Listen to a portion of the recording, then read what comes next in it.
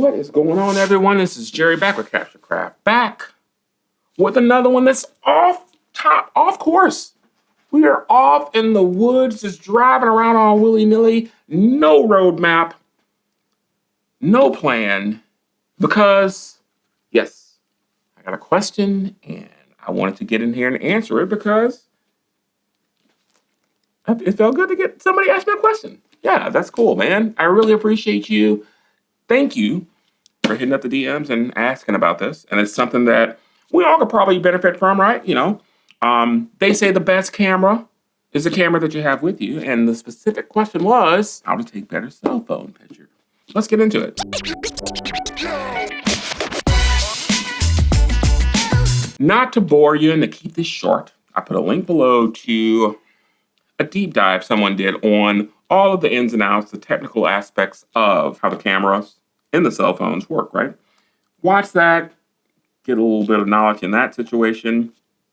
Maybe something that you're into, maybe something that you're not into. I like all the technical stuff, so it was a cool thing to watch. And the guy made a really great video, so it's entertaining to watch as well. So, with that being said, what are the things we can do to take better pictures? First and foremost, other than any of the settings, other than any of the little buttons you can click in there, the best thing you can do to take a better picture with your cell phone is going to be composition. Paying attention to what's around you, what your camera sees, and how you're lining it up. Don't just sit your camera in front of something, kind of like I'm doing right now, just in front of a wall. Move around, work the room, work the shot, use your rule of thirds, line things up and play with them and see if you can't get something a little more interesting. Higher, lower, left, right, all of those things are gonna make a shot that could be just a blasé, here's a picture of me in Hong Kong, to here is a billboard image that could be printed in Hong Kong and sell green hoodies for Hong Kong Costco or whatever. That's the most important thing.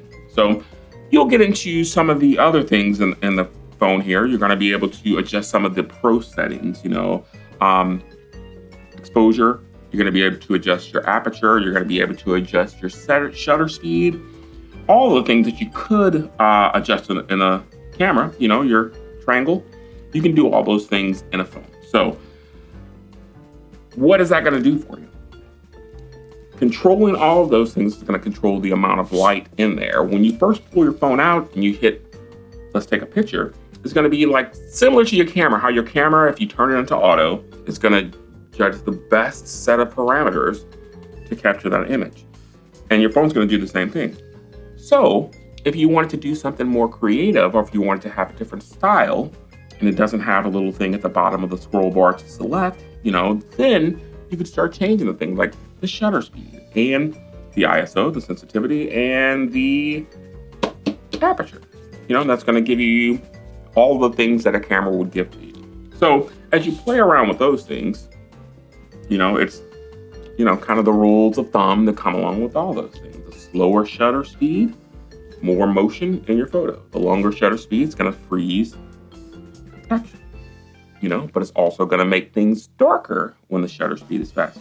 So a wider aperture, like an f2.8, it's going to let more light in, but you're going to have a shallower depth of field. So it'll isolate your subject and have a blurry background. But, if someone, let's say your subject is, Pinocchio, has a real long nose, you may need a longer or deeper depth of field, which is going to be a smaller aperture, a bigger number, to get that in focus.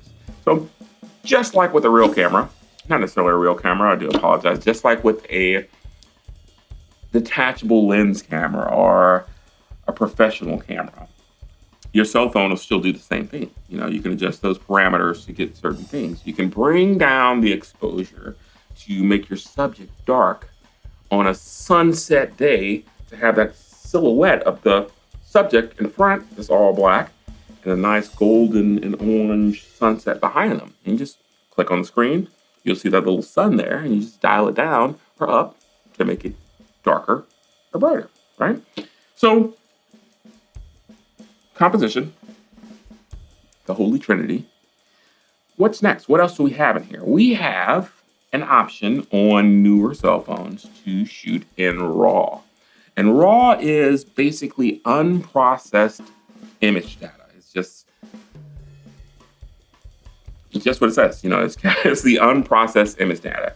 I think in the video that I put a link to, he goes into a deep dive on how the red, greens, and blues and the light and all that stuff is captured on a pixel and all of that.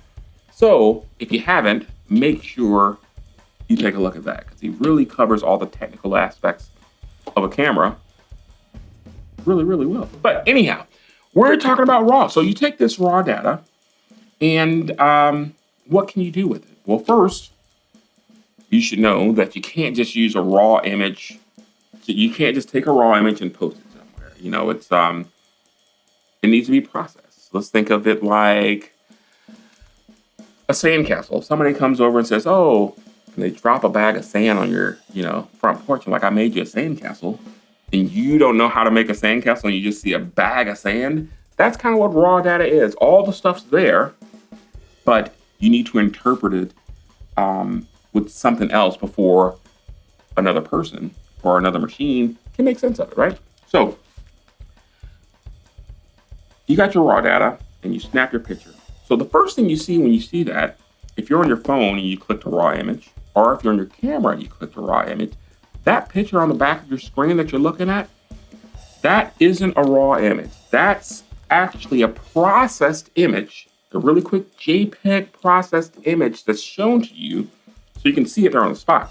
So you can show your client like, "Oh, this is how you look."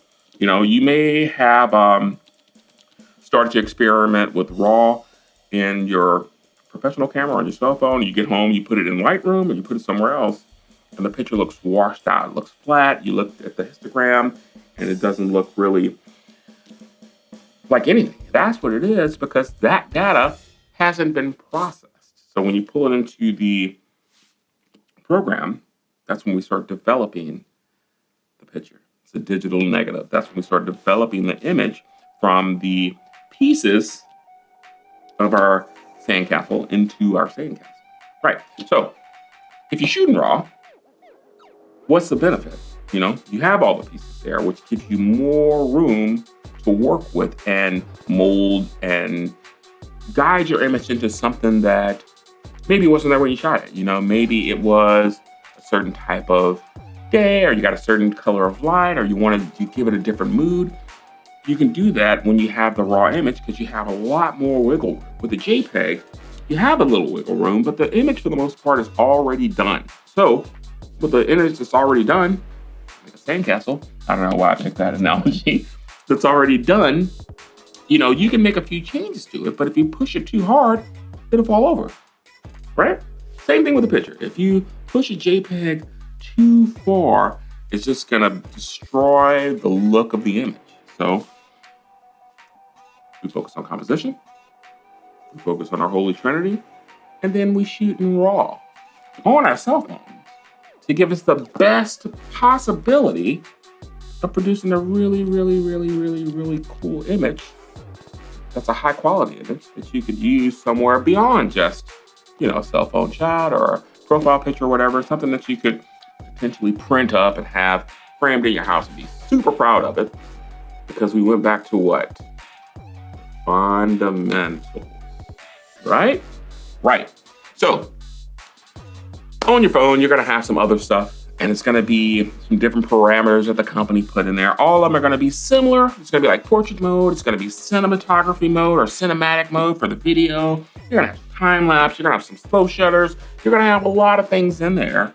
And those are all the software and computer-based photography stuff that, they're given to a consumer to make shooting with a phone a little more fun. There's nothing wrong with those things. Use them. They're there for a reason. Like I said, when you first learn something and you start shooting on auto, it's going to give you a thing to look at to let you know, like, oh, I do, I don't, I will, I won't. You got somewhere to start. You have a baseline to start with, but then you can get in and start playing with all those little buttons and little things you can tweak inside of there, and then start to manipulate them more. And we're just using the same photo fundamentals from when we first got our camera, talking about switching it to auto, to our cell phones. We're taking it off of auto, and we're starting to get in there in the weeds and pull things apart and see what we can't put back together with our own know-how, our own skill, and our own set of, chops that we built up. So hopefully that made sense. Right off the cuff is where I delivered this talk. So it could be all over the place, but I think I did a pretty coherent job of talking about how to use the tools on our cell phone to take better pictures, right?